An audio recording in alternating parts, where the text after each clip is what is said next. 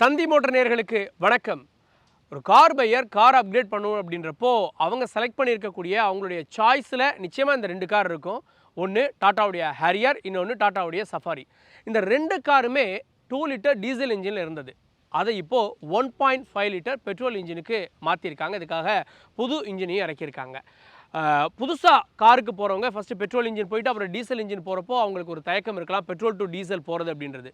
இன்னொன்று, emission norms எல்லாம் strict ஆகிட்டு வரக்கூடிய சூழலில் டீசல் இன்ஜின்லாம் இனிமேல் இருக்குமா அப்படின்ற கேள்வியும் ஏற்பட்டிருக்கு. அதையும் கருத்தில் வச்சு தான் டாட்டா இப்போ அவங்களுடைய 1.5 லிட்டர் பெட்ரோல் இன்ஜினுக்கு இந்த ஹேரியரை மாற்றியிருக்காங்க. இந்த இன்ஜின் எப்படி இருக்குது, பர்ஃபார்மன்ஸ் எப்படி இருக்குது அப்படின்றத டிரைவ் பண்ணி பார்க்கலாம்.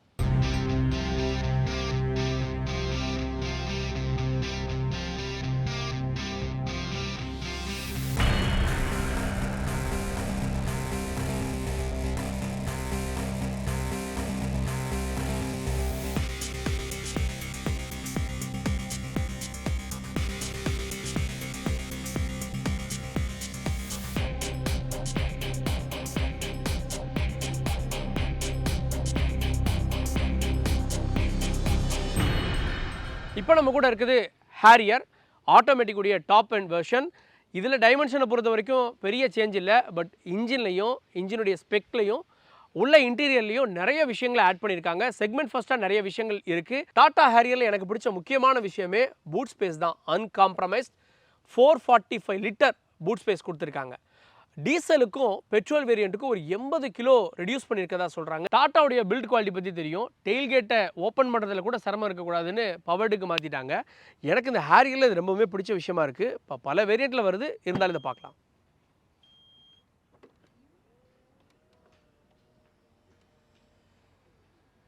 ஒரு குட்டி ஊர் உள்ளே உட்காந்துக்கிற அளவுக்கு ஸ்பேஸ் இருக்குது. ஹேரியரை பொறுத்த வரைக்கும் அதோடைய டயர் சைஸ் ரொம்ப முக்கியம். 16, 17, 18 இருக்குது. இது டாப் எண்ட் அப்படின்றதால 18 இன்ச். ஸோ அதனால் நல்ல ஒரு ஹைட்டை ஃபீல் பண்ண முடியுது. இதோடைய கிரிப் எப்படி இருக்குது அப்படின்றத நம்ம பார்க்க போகிறோம். இவங்க 18 இன்ச்சில் பிரிட்ஜ்ஸ்டோன் டயர் கொடுத்துருக்காங்க. அதோடைய எக்ஸ்பீரியன்ஸ் எப்படி இருக்குது, டயர் நாய்ஸ் உள்ள வருதா அப்படின்றதையும் பார்க்கலாம். டாட்டாவுடைய இந்த ஹைப்பீரியன் இன்ஜின் எப்படி இருக்குது? இந்த இன்ஜின் வந்து அவங்களுக்கு புதுசு இல்லை. ஏற்கனவே அவங்க கர்வில் லான்ச் பண்ணியிருக்காங்க. சியாராவில் இருக்குது. இப்போது அந்த இன்ஜின் தான் பார்த்துட்ருக்கோம். டீசல் இன்ஜினை விட பெட்ரோல் இன்ஜின், அதுவும் 1.5 லிட்டர் அப்படின்றப்போ அது எப்படி பவர் கொடுக்கும், அப்படி பவர் கொடுக்குறப்போ அதனுடைய நாய்ஸ் எப்படி இருக்கும், வைப்ரேஷன் எப்படி இருக்கும் அப்படின்னு பல கேள்விகள் இருக்குது. எல்லாத்தையுமே இப்போ பார்க்க போகிறோம். இதுதான் ஹைப்பீரியன் இன்ஜின். ஸோ என்னதான் இருந்தாலும் இது டர்போ சார்ஜ் இன்ஜினாக இருந்தாலும் கூட அதனுடைய நாய்ஸ் உள்ளே வரும் அப்படின்றதுக்காக, நாய்ஸ் கட் பண்ணுறதுக்காக ஸோ இங்கே ஸ்பாஞ்ச் கொடுத்துருக்காங்கன்னு பார்க்குறோம். நாய்ஸ் கட்லாம் கொடுத்துருக்காங்க.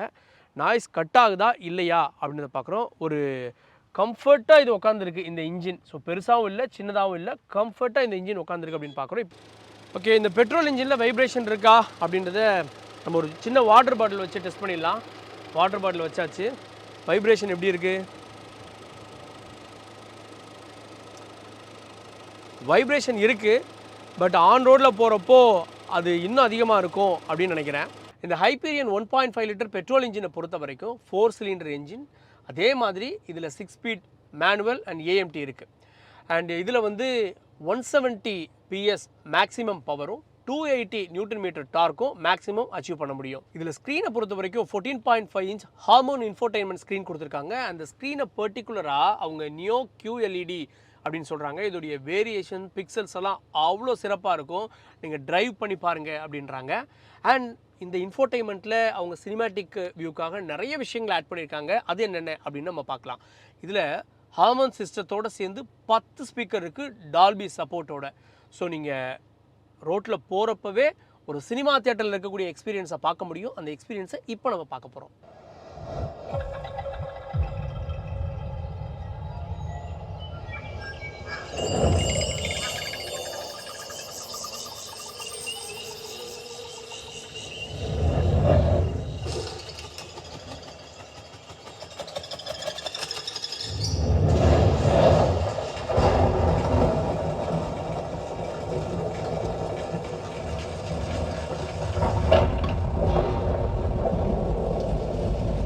கேமராவை பொறுத்த வரைக்கும் 360 வியூ கொடுத்துருக்காங்க. இப்போ எல்லா கார்லையுமே அது வருது. ஆனால் செக்மெண்ட் நியூவாக கேமரா ஆட்டோ வாஷ் அப்படின்னு ஒன்று லான்ச் பண்ணியிருக்காங்க. அது என்னன்றதை இப்போ பார்க்கலாம். ஸோ நம்ம வைப்பர் வாஷ் பண்ணுறப்பவே கேமராவையும் சேர்த்து வாஷ் பண்ணுற மாதிரி செக்மெண்ட் நியூவாக இதில் ஆட் பண்ணியிருக்காங்க.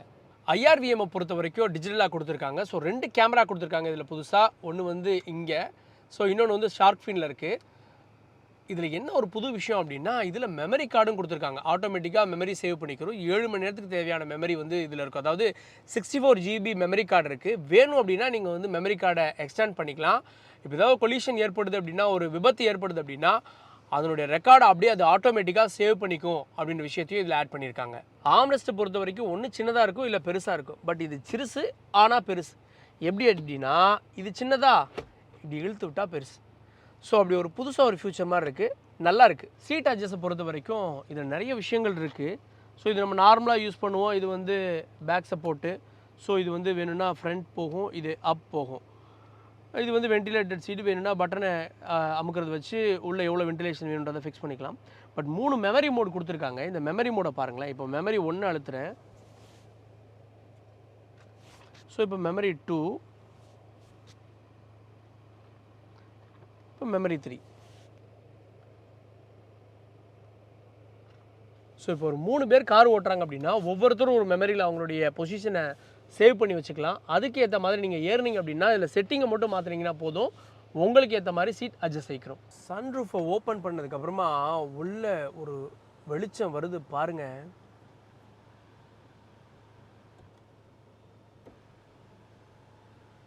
ஸோ ரொம்ப நேரம் காருக்குள்ளே இருக்கும் அப்படின்னா, அந்த மாதிரி இடத்துல சன்ரூஃப் ஓப்பன் பண்ணால் சும்மா ஜம்முன்னு இருக்கும்.